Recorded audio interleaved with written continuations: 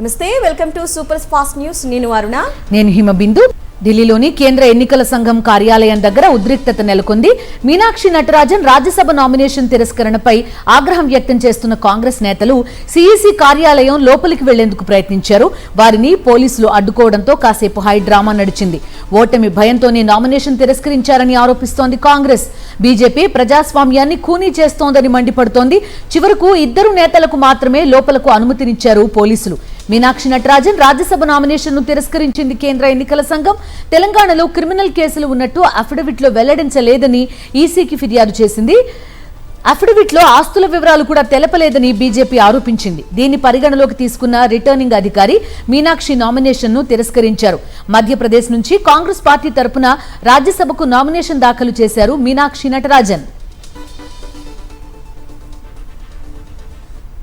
Democratic principle of this country.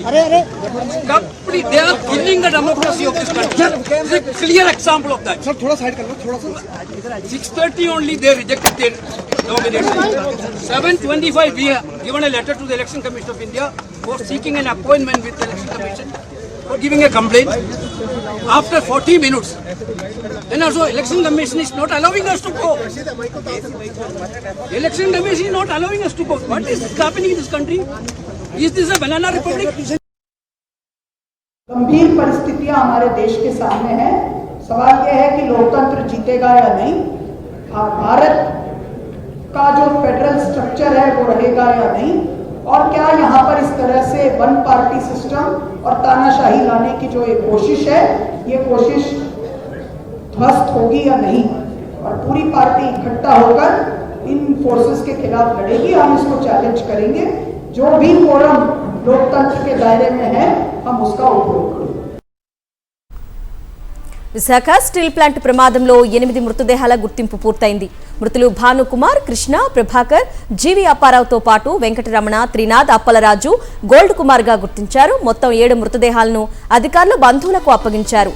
Bihar కు చెందిన gold Kumar బంధువుల కోసం ఎదురు చూస్తున్నారు. చికిత్స పొందుతున్న రాంబాబు, పైడిరాజు పరిస్థితి విషమంగా ఉంది. కిమ్స్ ఆసుపత్రిలో మరో 4గురికి చికిత్స కొనసాగుతోంది. మరోవైపు విశాఖ స్టీల్ ప్లాంట్ కు ఫోరెన్సిక్ బృందం వెళ్లి ప్రమాద స్థలం నుంచి ఆధారాలు సేకరించారు. అదేవిధంగా ఉక్కు పరిశ్రమకు 3 మెన్ కమిటీ వెళ్లింది. ప్రమాద కారణాలపై విచారణ చేపట్టింది కమిటీ.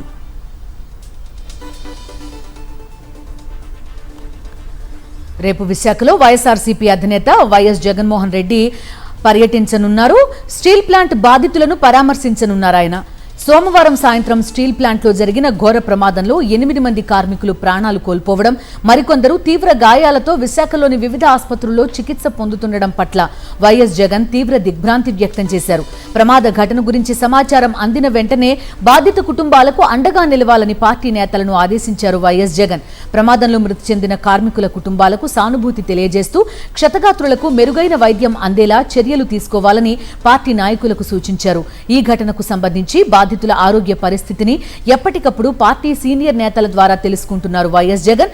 ఈ సందర్భంగా ఆసుపత్రుల్లో చికిత్స పొందుతున్న క్షతగాత్రులను పరామర్శించి ధైర్యం చెప్పనున్నారు వైఎస్ జగన్. స్టీల్ ప్లాంట్ ప్రమాదంపై మరణించిన కార్మికుల కుటుంబాలను పరామర్శించేందుకు వెళ్లిన మంత్రులు కార్మిక సంఘాలపై అనుచిత వ్యాఖ్యలు చేస్తున్నారు. ఇప్పటికే మంత్రి నారా లోకేష్ తనను ప్రశ్నించిన కార్మిక సంఘాల నేతలపై అనుచిత వ్యాఖ్యలు చేయగా ఇప్పుడు పవన్ కళ్యాణ్ కూడా లోకేష్ పంథాన్ని అనుసరించారు. స్టీల్ ప్లాంట్ ప్రమాదంపై మొదట కార్మిక సంఘాలను నిలదీయాలన్నారు. వారి పని వారు సక్రమంగా చేస్తున్నారా లేదా అంటూ పిచ్చి ప్రశ్నలు వేశారు పవన్ కళ్యాణ్. వాళ్ళు అంటున్నారు మేడం, ఇది మీరు అడిగిందే నాకు చెప్పారు. కాకపోతే ఇది ఏంటంటే ఇది మనం నేను దీనికి సంబంధించి అనుభవం ఉన్న వ్యక్తిని కాదు. కాకపోతే నేనేం చేయగలను, ఇప్పుడు మీరు అన్నది ఎంతవరకు అనేది నేను పబ్లిక్ తీసుకెళ్ళగలను. లేదంటే రేపు పొద్దున్న విచారణ ఈ కమిటీ ఏదైతే వస్తుందో వాళ్ళకి మేము చెప్పగలం. నేను అందుకే అంటాను, వన్స్ వీళ్ళందరూ ఆ కమిటీ తీసుకున్న తర్వాత ఒకసారి కార్మికులతో ఇంటరాక్ట్ అయ్యాను అనుకోండి, ఏమైపోతుంది ఇప్పుడు మాట్లాడాలంటే అందరూ ఒకేసారి మీద పడిపోతే కాదు, చాలా ప్రశాంతంగా కూర్చొని చాలా నిబద్ధత చేయాల్సిన మీటింగ్. సో అది నిజంగా మీరు చెప్పింది కూడా పరిగణలోకి తీసుకుని వాటితో మాట్లాడారు. విశాఖలో మంత్రి నారా లోకేష్ ఓవర్ యాక్షన్ చేశారు. స్టీల్ ప్లాంట్ బాధిత కుటుంబాలను పరామర్శించేందుకు వచ్చి కార్మికుల పట్ల అవహేళనగా మాట్లాడారు. కార్మికుల మృతిపై ప్రశ్నించిన కార్మిక నేతలతో లోకేష్ గొడవకు దిగారు. మీ ఇంట్లో ఎవరూ చనిపోలేదు కదా అంటూ లోకేష్ హేళనగా మాట్లాడారు. మంత్రి లోకేష్ తీరుపై మండిపడ్డారు కార్మిక సంఘాలు, బాధిత కుటుంబాలు.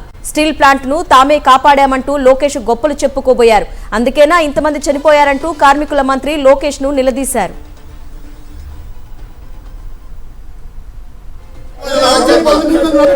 చనిపోయింది ఈ కుటుంబాల్లో, పాపం ఈ కుటుంబాల్లో చనిపోయారు. మేము అందుకు వచ్చాం, మాకు ఎందుకనికి వచ్చినాం. మీరు అక్కడ పని చేయట్లేదు, మీ కుటుంబంలో పాపం చనిపోయింది ఈ కుటుంబాల్లో, పాపం ఈ కుటుంబాల్లో చనిపోయారు. మేము అందుకు వచ్చాం, మాకు ఎందుకనికి వచ్చినాం. మీరు అక్కడ పని చేయట్లేదు, మీ కుటుంబంలో పాపం చనిపోయింది ఈ కుటుంబాల్లో, పాపం ఈ కుటుంబాల్లో చనిపోయారు. మేము అందుకు వచ్చాం, మాకు ఎందుకనికి వచ్చినాం. మీరు అక్కడ పని చేయట్లేదు, మీ కుటుంబంలో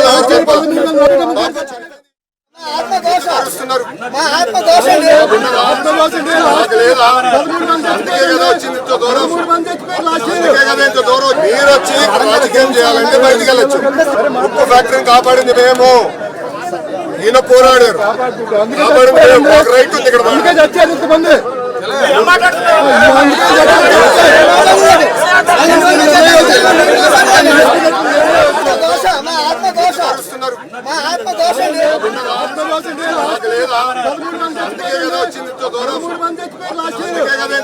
మీరు వచ్చి రాజకీయం చేయాలంటే బయటికి వెళ్ళొచ్చు.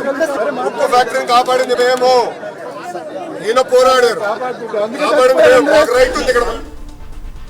మంత్రి నారా లోకేష్ నియంతలా వ్యవహరించిన తీరును సిపిఎం రాష్ట్ర కార్యదర్శి శ్రీనివాసరావు ఆగ్రహం వ్యక్తం చేశారు. ఎవరికీ సమాధానం చెప్పను అనే విధంగా లోకేష్ తీరు ఉందన్నారు. బాధిత కుటుంబాలకు ₹1 కోటి పరిహారం ఇవ్వాలని డిమాండ్ చేశారు. కార్మికుల సంక్షేమాన్ని కూటమి ప్రభుత్వం గాలి కొదిలేసిందని ధ్వజమెత్తారు. ప్రభుత్వం మీద అదనపు బాధ్యత ఉంది. మేము వచ్చి పరామర్శించి, మంత్రి గారు వచ్చి తేడా ఏమిటి? మంత్రి గారు భరోసా ఇవ్వాలి, వాళ్ళకు ఒక స్ఫూర్తిని ఇవ్వాలి. మాకు భవిష్యత్తు ఉందని, మేము భవిష్యత్తు మీ జీవితాంతం ఆదుకుంటామని చెప్పారు తప్ప ఎలా ఆదుకుంటారనే విషయం చెప్పలేదు. అది కీలకమైనటువంటి అంశం. నిర్దిష్టంగా ప్యాకేజీ ప్రకటించకుండా ఆయన పార్టీకి ఆయన వెళ్ళిపోయారు. కనీసం మీడియాతో కూడా మాట్లాడలేదు. ఇది ఏమాత్రం బాగాలేదు, సంతృప్తికరంగా లేదు. ఇప్పుడైనా సరే ఆయన అక్కడికి హాస్పిటల్కి వెళ్ళి దర్శించిన తర్వాత ఫ్యాక్టరీ గేట్ దగ్గర అయినా సరే పూర్తి స్థాయి ప్యాకేజీని ప్రకటించారు. విశాఖ స్టీల్ ప్లాంట్ లో జరిగిన దుర్ఘటనలో మృతి చెందిన బాధిత కుటుంబాలను కేజీహెచ్లో మాజీ మంత్రులు బొత్స సత్యనారాయణ, కన్నబాబు, గుడివాడ అమర్నాథ్, విశాఖ జిల్లా వైఎస్ఆర్సీపీ అధ్యక్షుడు కేకే రాజు పరామర్శించారు. బాధితులను ఓదార్చి ధైర్యం చెప్పారు వైఎస్ఆర్సీపీ నేతలు. స్టీల్ ప్లాంట్ లో జరిగిన ఘటన దురదృష్టకరమన్నారు శాసన మండలి ప్రతిపక్ష నేత బొత్స సత్యనారాయణ. స్టీల్ ప్లాంట్ ప్రైవేటీకరణకు కూటమి సర్కారు కుట్రలు చేస్తోందని మండిపడ్డారు బొత్స. ఏదైతే కార్మికుల తాలూకు శ్రేయస్సు, కార్మికుల రక్షణ అనే ఆలోచన పెట్టుకొని సేఫ్టీ అనేది చూసుకుంటే బాగుండేది. కానీ చాలా దురదృష్టం ఆ మాటలు వింటుంటే. సుమారు 2 మంది చనిపోవడం, 3 వచ్చి ఇప్పటికే సివిల్ హాస్పిటల్లో ఉన్నారు. అందులో ఇద్దరికి 90% అబోవ్ 90% వరకు బర్నింగ్స్ ఉన్నాయంటున్నారు. మరి కిమ్స్ హాస్పిటల్ ఇంకో 3 ఉన్నారు, 40% అబోవ్ ఉన్నాయని అంటున్నారు. మరి గిట్టిన బారిని ఎవరైతే చనిపోయిన వారిని మనం తేలేం, కానీ ఆ కుటుంబానికి మా ప్రకారమైన సానుభూతిని తెలియజేసుకుంటున్నాం. రాష్ట్ర మంత్రులు సంస్కారం మరిచి ప్రవర్తిస్తున్నారని మండిపడ్డారు మాజీ మంత్రి పేర్ని నాని. విశాఖ స్టీల్ ప్లాంట్ ప్రమాద ఘటనలో మృతుల కుటుంబాలను పరామర్శించేందుకు వెళ్లిన లోకేష్, పవన్ కళ్యాణ్లు సంస్కారహీనంగా ప్రవర్తించారని మండిపడ్డారు. బాధితుల గోడు వినకుండా అహంకారంతో మాట్లాడమేంటని నిలదీశారు పేర్ని నాని. కార్మికుల కుటుంబాలు కానీ లేదా కార్మికుల లోకం కానీ, వారితో పాటు ఉంటే సహచార కార్మికులు కానీ శోక సందర్భంలో వాళ్ళు ఉంటే రాష్ట్ర ప్రభుత్వం నుంచి వెళ్ళినటువంటి మంత్రులు వాళ్ళని ఓదార్చి వాళ్ళకి స్థైర్యాన్ని, ధైర్యాన్ని ఆ కుటుంబాల్లో, సాటి కార్మికుల్లో నింపాల్సినటువంటి బాధ్యత, గురుతర బాధ్యతతో వెళ్ళినటువంటి రాష్ట్ర మంత్రులు అసలు సంస్కారం మర్చిపోయారా? ఇవాళ వీళ్ళ తీరు చూస్తుంటే ఆ పార్థివ దేహాల మీద దిమ్మినటువంటి పైసలు ఏరుకునేటువంటి వారి తంతు, వీరి తంతు ఒకలాగా లేదా? తెలంగాణలో 1 కోటి మంది మహిళలను కోటీశ్వరులను చేయడమే కాంగ్రెస్ ప్రభుత్వ లక్ష్యమన్నారు ముఖ్యమంత్రి రేవంత్ రెడ్డి. సికింద్రాబాద్ పరేడ్ గ్రౌండ్స్ లో రాష్ట్ర ప్రభుత్వం నిర్వహించిన మహిళా శక్తి మహాసభలో సీఎం పాల్గొన్నారు. రాబోయే రోజుల్లో ప్రతి పార్లమెంటు నియోజకవర్గానికి వస్తానని, వ్యాపార ప్రణాళికలు సిద్ధం చేసుకోవాలని మహిళలకు సూచించారు. దళారులు, దోపిడీదారులు, కమిషన్ ఏజెంట్లకు ఈ ప్రభుత్వంలో స్థానం లేదని తెలిపారు సీఎం రేవంత్ రెడ్డి.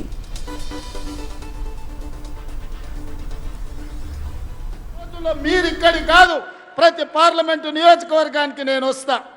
వ్యాపార ప్రణాళికలు సిద్ధం చేసుకోండి. పెట్టుబడులు ఇవ్వడమే కాదు, వ్యాపారాన్ని మీ చేతుల ద్వారా ప్రభుత్వ సరఫరా అంతా కూడా మీకు అప్పచెప్పే బాధ్యత నేను తీసుకుంటా. దళారుల కోసమో కమిషన్ ఏజెంట్ల కోసమో తెలంగాణను దోపిడీ చేసేటోళ్ళ కోసం ఈ ప్రభుత్వంలో స్థానం లేదు. ఆర్థికంగా నిలబడే మా ఆడబిడ్డలకు అవకాశం ఇచ్చే బాధ్యత ఈ ప్రభుత్వం తీసుకుంటుంది. ముఖ్యమంత్రి రేవంత్ రెడ్డి డైవర్షన్ పాలిటిక్స్ చేస్తున్నారని విమర్శించారు కేంద్ర మంత్రి కిషన్ రెడ్డి. తెలంగాణ ప్రాజెక్టుల కోసం ఏ మంత్రి వచ్చినా తాను అనుకూలంగా వ్యవహరించానన్నారు. తాను ప్రాజెక్టులను అడ్డుకున్నట్టు నిరూపిస్తే కేంద్ర మంత్రి పదవికి రాజీనామా చేస్తానని సవాల్ విసిరారు కిషన్ రెడ్డి. నేను రేవంత్ రెడ్డికి జవాబుదారి కాదు, నేను తెలంగాణ ప్రజలకు జవాబుదారిని, నా సికింద్రాబాద్ కాన్స్టిట్యున్సీ ప్రజలకు జవాబుదారిని, నేను భారతీయ జనతా పార్టీకి జవాబుదారిని. అంతే తప్ప నేను ఆయన గులాంను కాదు. ఆయన కావచ్చు రేవంత్ రెడ్డి రాహుల్ గాంధీకి ప్రతి నెల వచ్చి అటెండెన్స్ ఇచ్చిపోతాడు. ఆయన ఈరోజు ఒకటే మనవి చేస్తాను, నేను ఏ రకంగా తెలంగాణ అభివృద్ధి కోసం పనిచేస్తా ఉన్నానో ప్రతి మంత్రి కలిసినప్పుడు నేను తెలంగాణ ప్రాజెక్టులకు సానుకూలంగా మాట్లాడుతా ఉన్నాను. దేశంలో అన్ని రాష్ట్రాల కంటే అత్యధికంగా ధాన్యం కొనుగోలు చేస్తామని అన్నారు మంత్రి ఉత్తమ్ కుమార్ రెడ్డి. వడ్లు కొనడం లేదని విపక్షాలు దుష్ప్రచారం చేసే ప్రయత్నం చేస్తున్నాయని మండిపడ్డారు ఉత్తమ్. పక్కనున్న ఆంధ్రప్రదేశ్, మనకన్నా పెద్దగున్న ఆంధ్రప్రదేశ్లో 25 లక్షల మెట్రిక్ టన్నుల వరి ధాన్యం ఈ యాసంగి పంటలో కొనుగోలు చేస్తే మనం మూడింతలు 75 లక్షల మెట్రిక్ టన్నుల వరిధాన్యం కొనుగోలు చేసినాం. యావత్ తెలంగాణ రైతాంగం, ప్రజానీకం అందరూ తెలవాలని చెప్పి మేము కోరుకుంటున్నాం. ఇది బీజేపీ వాళ్ళు కూడా తెలవాలని చెప్పి కోరుకుంటున్నాం మేము. చిలకలూరిపేటలో తమ మాల్ ని కబ్జా చేస్తున్నారని ఎన్ఆర్ఐ మురళి భార్య కృష్ణకుమారి న్యాయం కోసం వైఎస్ జగన్ ను ఆశ్రయించారు. టీడీపీ నేతల కబ్జాను వైఎస్ జగన్ కు వివరించారు. మాల్ చుట్టూ టెంట్లు వేసి జనాన్ని పెట్టి బెదిరిస్తున్నారని వాపోయారు. తాము పోలీసులకు ఫిర్యాదు చేస్తే తిరిగి తమపైనే కేసు పెట్టారని గోడు వెళ్లబోసుకున్నారు. కబ్జా వెనుక స్థానిక ఎమ్మెల్యే ఉన్నారని చెప్పారు కృష్ణకుమారి. చేస్తా ఉన్నారండి ఆయన చాలా చాలా కాన్ఫిడెంట్ గా మీకు ఏది కావాలంటే అది లీగల్ సెల్ వాళ్ళకి ఇచ్చేశారు. ఏ సపోర్ట్ కావాలంటే ఆ సపోర్ట్ ఇస్తామని కాన్ఫిడెంట్ గా చెప్పారు. So it helps us and కంటే అంత సపోర్ట్ వచ్చింది అని అందుకని we're trying our best to first thing ఏంటంటే జనాలు అర్థం చేసుకోవాలి. వీళ్ళకి జరిగింది లేని ఇంకొకళ్ళు కళ్ళు మూసుకుంటే అక్కడ ఇంకా 10 మంది జరుగుతుంది. సొంత పార్టీ నేతలపైనే సంచలన ఆరోపణలు చేశారు ఆముదాల వలస TDP MLA Koona Ravikumar. Andhra cricket association అధ్యక్షుడు కేసినేని చిన్ని, కార్యదర్శి సానా సతీష్ పై తీవ్రస్థాయిలో విమర్శలు చేశారు. ఏసీఏ పూర్తిగా అవినీతిలో కూరుకుపోయిందని మండిపడ్డారు. ఆంధ్రప్రదేశ్ క్రికెట్ ను పూర్తిగా భ్రష్టు పట్టిస్తున్నారన్నారు. ఆంధ్ర క్రికెట్ అసోసియేషన్ ఆర్థిక వ్యవహారాలపై సమగ్ర విచారణ జరిపించాలని డిమాండ్ చేశారు కూన రవికుమార్. ప్రజా సంక్షేమమే ధ్యేయంగా కాంగ్రెస్ ప్రభుత్వ పాలన సాగుతోందన్నారు ఉప ముఖ్యమంత్రి భట్టి విక్రమార్క. భువనగిరిలో 5.83 కోట్లతో నిర్మించిన టీజీఎస్పీడీసీఎల్ సర్కిల్ కార్యాలయాన్ని ప్రారంభించారు. లక్షల కోట్ల అప్పులు చేసిన బీఆర్ఎస్ ప్రభుత్వం ప్రజా సంక్షేమాన్ని విస్మరించిందన్నారు భట్టి. ఇవన్నీ మరి ఆనాటి టీఆర్ఎస్ ప్రభుత్వం అధిక రాబడి, అప్పులు లేవు, మళ్ళా ఇంకో 8 లక్షల అప్పు తెచ్చారు. ఇవన్నీ ఉన్నప్పుడు ఇవన్నీ ఎందుకు చేయలేకపోయారు? ఈరోజు అవన్నీ లేకుండానే ఈనాటి ప్రజాప్రభుత్వం ఎందుకు చేయగలుగుతుందో ఒకసారి ఆలోచన చేయండి. ఎందుకు చేయగలుగుతుందంటే ఈనాటి ప్రభుత్వం వచ్చే ప్రతి పైసాని పోగేసి ప్రజల కోసమే ఖర్చు పెట్టాలనేటువంటి ఆలోచన ఉన్నది కాబట్టే ఇవన్నీ ఈరోజు చేయగలుగుతుంది. ఆనాడు వాళ్ళ ఎవరికి ఇటువంటి ఆలోచన లేదు. ఉన్న వనరులు సాధ్యమైనంత వరకు మనం దోపిడీ చేసుకుందామనే ఆలోచనలో ఉన్నారు తప్ప ప్రజల పక్షాన ఒక్కరోజు కూడా ఆలోచన చేయలేదు. హైదరాబాద్ లో ఒకసారిగా వర్షం దంచుకొట్టింది. గంటన్నరకి పైగా ఏకదాటిగా కురిసిన వర్షానికి భాగ్యనగరం తడిసి ముద్దయింది. మహానగర వ్యాప్తంగా వరుణుడు విజృంభించాడు. బంజారాహిల్స్, జూబ్లీహిల్స్, మాదాపూర్, అమీర్పేట్, కూకట్పల్లి, మియాపూర్, పంజగుట్ట, నాంపల్లి, మెహదీపట్నం, రాజేంద్రనగర్ ఇలా అన్ని ప్రాంతాల్లోనూ వాన విరుచుకుపడింది. భారీ వర్షానికి లోతట్టు ప్రాంతాలు జలమయమయ్యాయి. రోడ్లపై వరద నీరు పోటెత్తింది. నాలాలు పొంగి పొర్లాయి. ముఖ్యంగా ముంపు ప్రాంతాలు చెరువులను తలపించాయి. మామూలుగానే పీక్ అవర్స్ లో హైదరాబాద్ లో భారీగా ట్రాఫిక్ ఉంటుంది. అందరూ విధులు ముగించుకొని ఆఫీసుల నుంచి ఇంటికి వెళ్లే సమయం. దానికి తోడు భారీ వర్షం కురవడం, ఆపై రోడ్లన్నీ జలమయం కావడంతో భారీగా ట్రాఫిక్ నిలిచిపోయింది. వాహనదారులు తీవ్ర ఇబ్బందులు పడ్డారు. నెమ్మదిగా వాహనాలు ముందుకు సాగాయి. మరోవైపు భారీ వర్షంతో రంగంలోకి దిగిన గ్రేటర్ అధికారులు రోడ్లపై నిలిచిన వాటర్ను ఎక్కడికక్కడ క్లియర్ చేస్తున్నారు.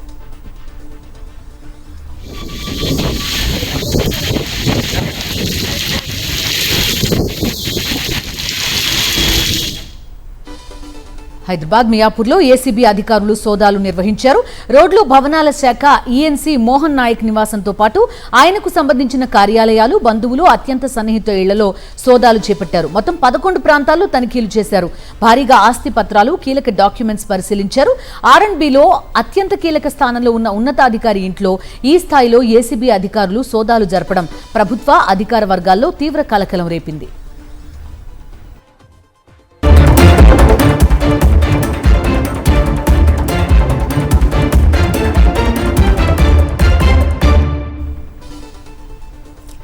తమిళనాడులో మహిళల భద్రత కోసం ప్రత్యేక రక్షక దళం ఏర్పాటైంది. సింగ్పెన్నై స్పెషల్ టాస్క్ ఫోర్స్ ను ప్రారంభించారు సీఎం విజయ్. రాష్ట్రంలో మహిళలపై నేరాలను అరికట్టడంతో పాటు పూర్తిగా నియంత్రించడమే లక్ష్యంగా ఈ స్పెషల్ టీం పనిచేయనుంది. ఈ స్కీమ్ కోసం 354 కోట్ల రూపాయలు కేటాయించారు. ఈ స్పెషల్ టాస్క్ ఫోర్స్ లో భాగంగా పెట్రోలింగ్ వాహనాలు ఉండనున్నాయి. ప్రతి వెహికల్లో ఒక ఎస్ఎల్, 2 కానిస్టేబుళ్లు, 1 డ్రైవర్ ఉంటారు. ఓవైపు పార్టీలో అంతర్గత సంక్షోభం, మరోవైపు దర్యాప్తు ఏజెన్సీల దూకుడుతో మమతా బెనర్జీ ఉక్కిరిబిక్కిరవుతున్నారు. ఫోర్జరీ సంతకాల కేసులో నోటీసులు ఇవ్వడానికి దర్యాప్తు బృందం దీదీ ఇంటికి వెళ్లింది. ప్రతిపక్ష నేత హోదా కోసం టీఎంసీ ఎమ్మెల్యేల సంతకాలు ఫోర్జరీ చేసినట్టు మమతా బెనర్జీ ఆరోపణలు ఎదుర్కొంటున్నారు. ఈ కేసును సిఐడి విచారిస్తోంది. ఈ నేపథ్యంలోనే ఆమెకు నోటీసులు ఇవ్వడానికి కాళీఘాట్ నివాసానికి వెళ్లారు దర్యాప్తు అధికారులు. ఈ కేసులో దీదీ మేనల్లుడు ఎంపీ అభిషేక్ బెనర్జీకి ఇప్పటికే సిఐడి సమన్లు జారీ చేసింది. ఈ క్రమంలో ఢిల్లీలో ఉన్న మమతా బెనర్జీ కాంగ్రెస్ అధినేత్రి సోనియా గాంధీతో భేటీ అవ్వడం ప్రాధాన్యత సంతరించుకుంది. రుతుపవనాల ప్రభావంతో కర్ణాటకలో భారీ వర్షాలు కురుస్తున్నాయి. బెంగళూరు సహా పలు జిల్లాలలో కుండపోత కురుస్తోంది. బెళగావి జిల్లాలో 3 గంటల్లో 12 సెంటీమీటర్ల వర్షపాతం నమోదవడంతో రోడ్లు జలమయమయ్యాయి. జనజీవనం స్తంభించింది. బెంగళూరులో వర్షం నీటిలో వాహనాలు కొట్టుకుపోయాయి. వాహనదారులు తీవ్రంగా ఇబ్బందులు పడ్డారు. దేశవ్యాప్తంగా నైరుతి రుతుపవనాలు చురుగ్గా కదులుతున్నాయని భారత వాతావరణ శాఖ ఉత్తర కర్ణాటక జిల్లాలకు భారీ వర్ష సూచన చేసింది. బెంగళూరు సహా పలు జిల్లాలకు రెడ్, ఆరెంజ్ అలర్ట్స్ జారీ చేసింది. ఎత్తైన మంచు కొండల మధ్య -డిగ్రీల ఉష్ణోగ్రతల్లో హిమాలయ పర్వత శ్రేణులను తొలుస్తూ నిర్మించిన ఇంజనీరింగ్ అద్భుతం జోజిలా టన్నెల్ జమ్మూ కశ్మీర్, లదాఖ్ ప్రాంతాలను అనుసంధానిస్తూ చేపట్టిన ఈ కీలక ప్రాజెక్ట్ నిర్మాణంలో తుది ఘట్టం విజయవంతంగా పూర్తయింది.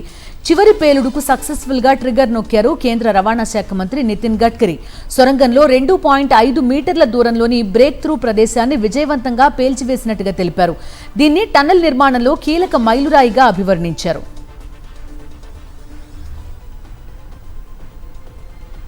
పశ్చిమ బెంగాల్లో అధికారం కోల్పోయిన తృణమూల్ కాంగ్రెస్ లో అంతర్గత సంక్షోభం తారాస్థాయికి చేరింది. మమతా బెనర్జీకి గుడ్ బై చెప్పి వేరు కుంపటి పెట్టుకున్న 20 మంది టీఎంసీ ఎంపీలు ఎన్డీఏలో విలీనమయ్యేందుకు సిద్ధమయ్యారు. Rebel group leader senior MP Kakoli Ghosh నివాసంలో భేటీ అయ్యారు. భవిష్యత్తు కార్యాచరణపై చర్చించారు.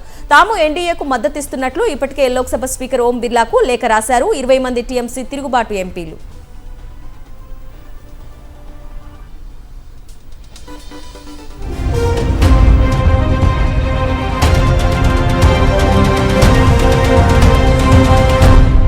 పాక్ ఆక్రమిత కశ్మీర్లో హింసాత్మక ఘర్షణలపై లండన్లోని కశ్మీరీలు ఆందోళన చేపట్టారు. పాకిస్తాన్ హై కమిషన్ కార్యాలయాన్ని ముట్టడించి ఆజాదీ నినాదాలు చేశారు. పీఓకేలో పాక్ ఆర్మీ అరాచకాలపై ధ్వజమెత్తారు నిరసనకారులు. పాక్ ఆర్మీ గో బ్యాక్ అంటూ నినాదాలు చేశారు.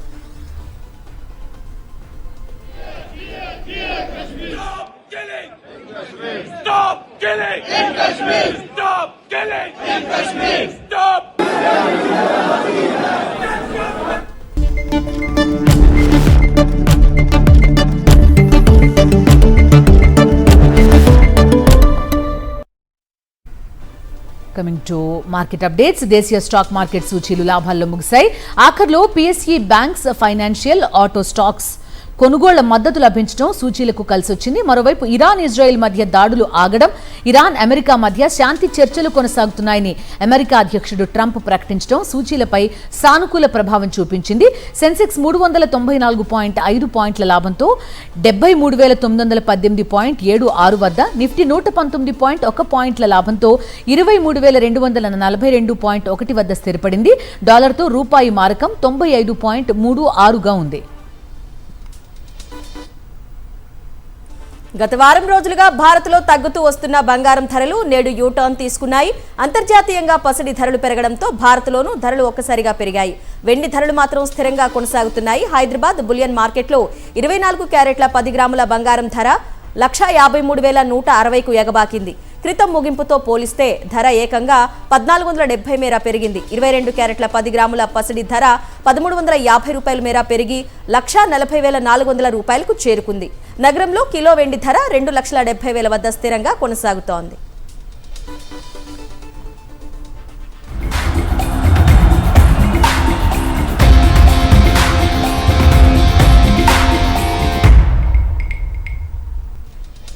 ముక్కోణపు వన్డే సిరీస్ లో భాగంగా దంబుల్లా వేదికగా శ్రీలంక ఏతో జరిగిన మ్యాచ్ లో టీమిండియా ఏ విజయం సాధించింది. చివరి వరకు ఉత్కంఠగా సాగిన మ్యాచ్ లో 8 పరుగుల తేడాతో గెలిచింది. తొలుత భారత్ 6 వికెట్ల నష్టానికి 277 పరుగులు చేయగా లక్ష్య ఛేదనలో శ్రీలంక 269 పరుగులకు ఆల్అౌట్ అయింది.